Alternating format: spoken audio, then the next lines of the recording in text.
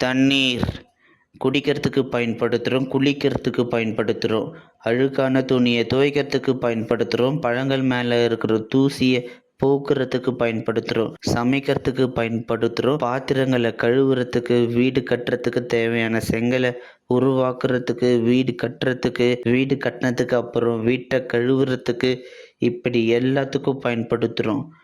சரி, வேற அவ்வளவுதானா? கண்டிப்பா இல்ல. தண்ணீரை தாகத்தை போக்குறதுக்கு மட்டும் நான் பயன்படுத்த மாட்டேன். கோவத்தை கட்டுப்படுத்துறதுக்கும் கோவத்தை சரியான வழியில காட்டுறதுக்கும் தான் நான் பயன்படுத்துறேன். சந்தோஷமா இருக்கும்போது கசக்கிற பாவக்காய் கூட இனிக்கும் சாப்பிடும்போது.